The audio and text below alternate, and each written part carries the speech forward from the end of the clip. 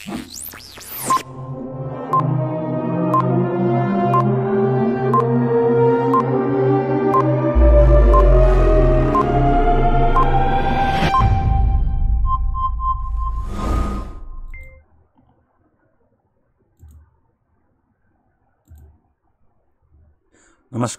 आप सबका स्वागत है हमारे इस YouTube चैनल में मस्ती की पाठशाला 501 और आप देख रहे हैं फेमस शो GSGK 365। आज हम बात करने वाले हैं इंडिया आइडिया समिट। भारत और अमेरिका के सुधरते हुए रिश्ते की पहचान है ये India idea summit. US India business council के द्वारा ये मीटिंग बुलाई गई थी। ये समिट जो है वर्चुअल समिट थी। इसमें बहुत सारे दिग्गजों ने पार्टिसिपेट किया था, अमेरिका की तरफ से और भारत की तरफ से। हमारे प्रधानमंत्री श्री नरेंद्र मोदी जी ने स्वयं इस समिट को एड्रेस किया है और ये समिट जो है 21 और 22 जुलाई को कंडक्ट हुई है। जानते हैं इसके बारे में। सटीक जानकारी के लिए और सदा उत्तम बने रहने के लिए जुड़िए मेरे साथ। मैं हूँ पीडी रामकृष्णा, आपका होस्ट। आगे बढ़ते हैं। ये है बिजनेस टुडे का कटिंग।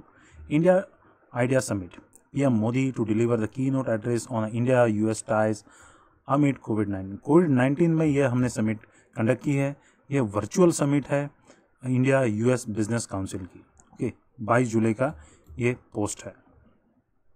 नरेंद्र मोदी जी ने स्वयं उसमें डिग्नेटरीज को संबोधित किया हुआ है, पार्टिसिपेंट को संबोधित किया हुआ है।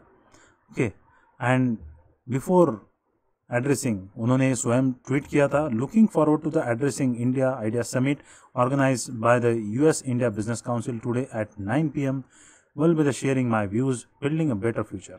ओके, डू वॉच उन्होंने स्वयं किया हुआ था। तो इस मीटिंग का इतना खास महत्व है। Okay, as US India business council has celebrated 45 years of the work to grow US India partnership. US India partnership का ये 45वां साल है। 45 years हो गए US इंडिया बिजनेस काउंसिल को बने हुए। 1975 में इसका गठन हुआ था और अभी 45th ईयर है जहां पर ये वर्चुअल मीटिंग हो रही है। Okay, the theme of this year as a summit was building a better future. ये आपके एग्जाम पर्सपेक्टिव के लिए काफ़ी इंपॉर्टेंट है, बहुत ही इंपॉर्टेंट है। Theme of the summit is building a better future. Okay, US India business council के बारे में जानते हैं। ओके, इससे रिलेटेड जो है ये इंटरनेशनल रिलेशंस सब्जेक्ट का एक पार्ट है, plus diplomacy, India US diplomacy के भी पार्ट है। India US business, India US trade, India US trade barriers जो है उसको कम करने का इसके बारे में विचार कर रहे हैं, plus US preferences for the Indian trade.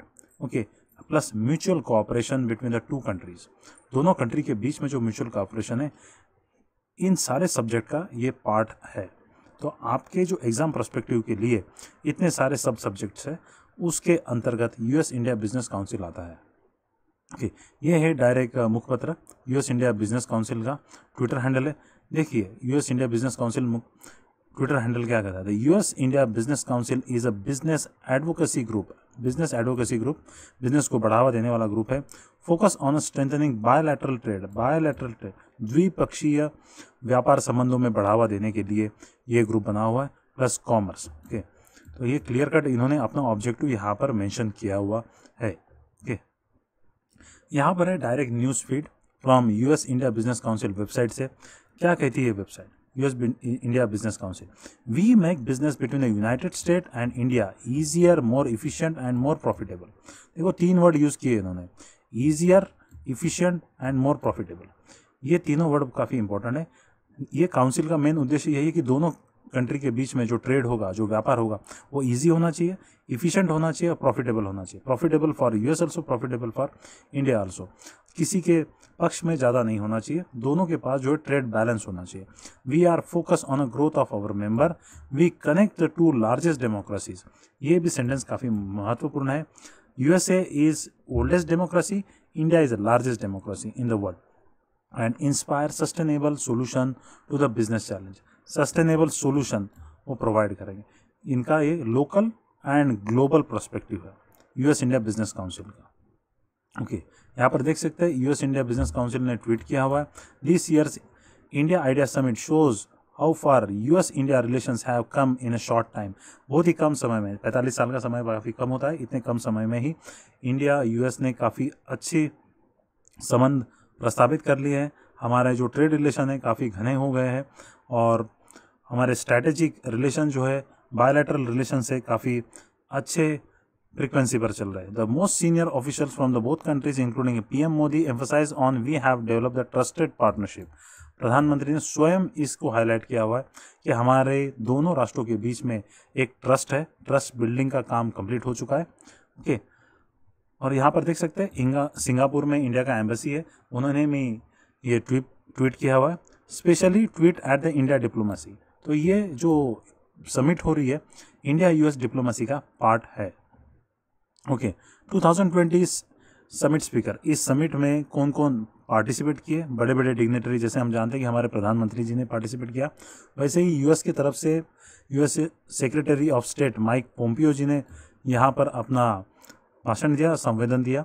Okay, साथ में एक्सटर्नल अफेयर मिनिस्टर जो है S जयशंकर, उन्होंने भी अपना संबोधन दिया। हमारे जो फाइनेंस मिनिस्टर है, रेलवे मिनिस्टर है, उन्होंने भी इसमें पार्टिसिपेट किया। ऐसे बहुत सारे डिग्निटरीज है इंडिया की तरफ से और US की तरफ से, business council, business representative, industry representative यहाँ पर पार्टिसिपेट किए। Okay, key points from the PM Shri Narendra Modi address. Narendra Modi ji ने जो एड्रेस किया हुआ है उनके महत्वपूर्ण जो पॉइंट्स है हमारे लिए बहुत इंपॉर्टेंट है उनकी जानकारी, क्योंकि उनके एड्रेस से India US relationship, India's future economic plan और इंडिया का जो ट्रेड प्रॉस्पेक्ट है उसके बारे में उन्होंने पूरी संकल्पना अपने एड्रेस में दी है। आइए जानते हैं उनका एड्रेस में से हमारे लायक और हमारे एग्जाम लायक कौन से इंपॉर्टेंट पॉइंट्स है। ओके, यहाँ पर की points from the PM Shri Narendra Modi address. Okay, world is in need of a better future. उनका कहना है कि पूरे जगत को बेटर फ्यूचर की जरूरत है।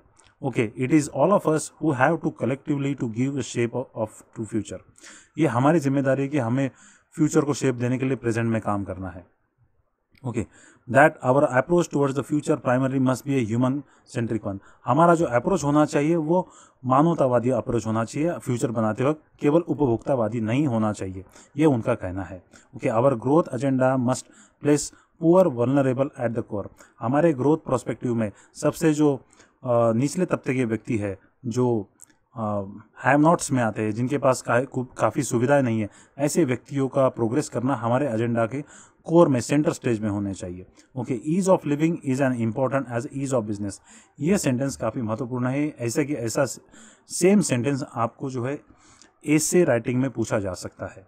Ease of living is an important as a ease of business, क्योंकि रहने के लिए जो स्टैंडर्ड है, लिविंग स्टैंडर्ड है, लोगों का, सारे सामान्य जनता का हमें रेज करना है। जिस तरीके से हम लोग बिजनेस स्टैंडर्ड जो रेज कर रहे हैं, उसी प्रकार लिविंग स्टैंडर्ड भी हमें ख्याल में रखना है। Okay, global economy has a two faces. Okay, first is efficiency, second is optimism. Efficiency is the first phase of global economy, second is optimization. Okay, don't forget to develop a resilience against the external shock. हमें एक क्षमता develop करनी है, बाहरी जो धक्के हमें लग रहे हैं हमारे इकोनॉमीज को, हमारे राष्ट्र को, उससे। अभी करंटली पैंडेमिक चल रहा है, पैंडेमिक इज ऑल्सो शॉक। उसी प्रकार हेवी रेन होता है, टोरेंशियल रेन होता है, अर्थक्वेक होता है, हेल्थ स्टॉर्म आते हैं, ये सारे एक्सटर्नल शॉक्स है। Okay, global pandemic is reminding us to prepare ourself for such kind of shocks. Okay, resilience can be achieved by the strong domestic economies. उनका कहना है कि स्ट्रॉन्ग डोमेस्टिक इकोनॉमी होनी चाहिए, वहाँ पर डोमेस्टिकली हमारे पास कैपेबिलिटी होनी चाहिए ऐसे शॉक को झेलने की। Okay, prosperous resilience world by call of आत्मनिर्भर अभियान और आत्मनिर्भर भारत। उनका कहना है कि हमने आत्मनिर्भर भारत जो परियोजना स्टार्ट की है, उसका मेन उद्देश्य यही है कि हमें अपने आप को मजबूत करना है ऐसे शॉक्स के लिए। और आगे वो कहते हैं, India celebrate openness in a people and government. एक काफ़ी महत्वपूर्ण बात है। इनका इनडायरेक्टली कहना था कि हमारा जो नेबर है चाइना, वहाँ पर सब कुछ जो है सीक्रेसी में होता है और वहाँ पर ओपननेस नहीं है, फ्रीडम नहीं है। But India is celebrating openness in people and government. हमारा गवर्नमेंट भी ओपन है और पीपल भी ओपन है।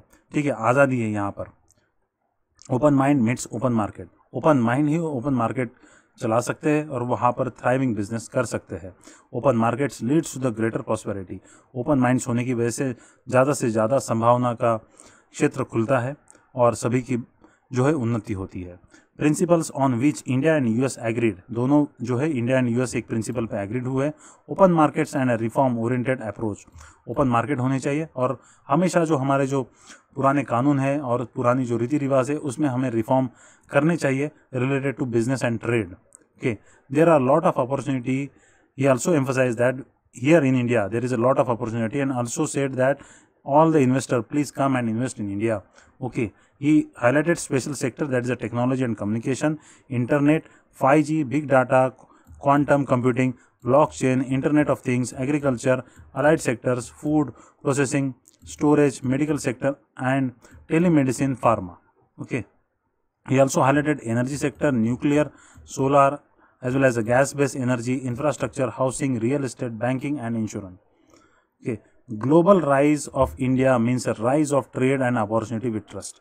ये उन्होंने आखिरी में बोला। भारत का उदय जो होगा पूरे विश्व के लिए वो प्लस पॉइंट, पॉजिटिव पॉइंट होगा।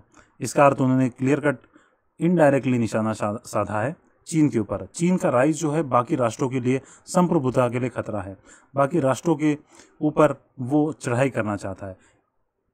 On the other hand, India's growth, India's perspective and India's rise will be beneficial to everybody else. अंत में वो अपने भाषण में ये भी कहते हैं कि मैं ये सब सारा एडवाइस जो फ्री में दे रहा हूँ विदाउट एनी कंसल्टेंसी फीस। इस तरीके से ओपननेस में कोई प्रधानमंत्री डायरेक्टली बात करता है, इससे हमें पता चलता है कि इनका हमारे इकोनॉमी के ऊपर कितना कॉन्फिडेंस है, हमारे ग्रोथ पोटेंशियल के ऊपर। ओके, ये है यूएस की तरफ से बोलने वाले Mike Pompeo ji. Okay, secretary US secretary of state Mike Pompeo ji, उनका कहना है, ये उनका ट्वीट है, great to be a part of India US summit. Okay, as I said in India, the US desire a new age of ambitions in US-India relationship, and it is important that the great democracies, global power, and good friend like us work together. India and US as a good friend must work together, especially to confront challenges from CCP. इन्होंने एक सीधे सीधे Chinese communist party को highlight किया हुआ।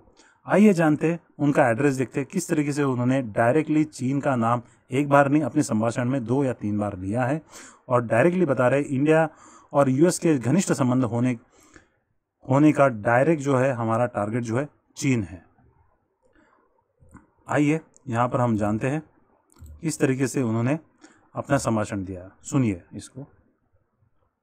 India Idea Summit. Thank you for having me, Myron, and hello to all my friends at the USIBC Idea Summit. It was just over a year ago, seems like a long time, that many of us met in Washington, right before my visit to New Delhi. That trip deepened the partnership between our two countries immensely. I know you're used to hearing that we're the oldest and most populous democracies in the world. That's true, and it's important. It's important to reiterate. We share a reverence for freedom, rule of law, and human rights that runs deep. And that's important. As I said in Delhi, the United States desires a new age of ambition in our relationship. We don't just interact on a bilateral basis. We see each other for what we are: great democracies, global powers, and really good friends. India is one of a few trusted, like-minded countries whose leaders I call on a regular basis for counsel and collaboration on issues that span continents. I'm grateful in particular to Minister Jaishankar for his friendship and for his sage advice. It's important. It's important that democracies like ours work together, especially as we see more clearly than ever the true scope of the challenge posed by the Chinese Communist Party. Our infrastructure projects, our supply chains, our sovereignty, and our people's health and safety are all at risk if we... अभी आप यहाँ पर देख सकते हैं उन्होंने directly Chinese communist party का नाम लिया है। तो mic पोम्पियोज direct viewpoint is that Chinese Communist Party is threat for India also, as well as a threat for global order, as well as a global trade, and especially US's dominance. Okay. We get it wrong. The recent clashes initiated by the PLA are just the latest examples of the CCP's unacceptable behavior. We were deeply saddened by the deaths of 20 Indian service members. I'm confident that with our concerted efforts, we can protect our interests. I especially commend India's recent decision to ban 59 Chinese mobile apps, including TikTok, that present serious security risks for the Indian people. आप देख सकते हैं उन्होंने clear cut भारतीय government ने जो निर्णय लिया था कि 59 चाइनीज़ ऐप को स्पेशली उन्होंने टिकटॉक को मेंशन किया हुआ है, जो बैन करने का जो हमारे गवर्नमेंट ने निर्णय लिया है उसकी सराहना की है और वो जो सही निर्णय है इसके बारे में बोला हुआ है. And I'm happy to report that India is a rising U.S. defense and security partner in the Indo-Pacific and globally. In December, Defense Secretary Esper hosted the second ever 2+2 dialogue with our Indian counterparts. The United States has never been more supportive of India's security. India, too, is an important partner in a key pillar of President Trump's foreign policy, multilateralism that actually works. We work closely together to make sure that the World Intellectual Property Organization election was won by someone who respects property rights. Seems pretty basic. We've revived the so-called Quad, comprised of the US, India, Japan, and Australia. इनके संभाषण में इन्होंने clear cut दो terminologies use की है. एक तो है क्वाड, दूसरा है मल्टीलैटरलिज्म. तो multilateralism, unilateralism, bilateralism and multilateralism. US secretary general स्वयं बता रहे हैं कि मल्टीलैटरलिज्म वर्क्स, मतलब मल्टीलैटरलिज्म वहाँ पर इंडिया का एक अस्तित्व है और उस अस्तित्व को अमेरिका स्वीकार कर रहा है. तो ये इंडिया यूएस रिलेशनशिप में एक काफ़ी बढ़त है. India is also part of a group of like-minded nations that I've convened regularly to advance shared interests. We've also invited Prime Minister Modi to the next G7, where we'll advance the Economic Prosperity Network. It's a group of countries and organizations that we consider natural partners because we share values like democracy and transparency and the rule of law. On a similar note, India has a chance to attract global supply chains away from China and reduce its reliance on Chinese companies in areas like telecommunications, medical supplies, and others. India is in this position because it has earned the trust of many nations around the world, including the United States. We also want to work with India to advance the Blue Dot Network, an initiative to promote high-quality, transparent infrastructure development. This effort is crucial to adopt because free markets are the best way to lift people out of poverty. India has seen that in its own recent past. That's an especially vital truth to remember today, because the private sector will be indispensable in overcoming the economic damage caused by the pandemic that began in Wuhan, China. But, as I said last year, to achieve these worthy goals, India will need to encourage an environment that is more open to increased trade and investment. I know that's possible because Indians and Americans share a spirit of hard work and entrepreneurship, and I'm confident our partnership is only getting stronger. Let's emerge from this current challenge more resilient and innovative than before. And let's seize this moment to deepen cooperation between two of the world's greatest democracies. Thanks for having me today. Have a wonderful rest of your summit.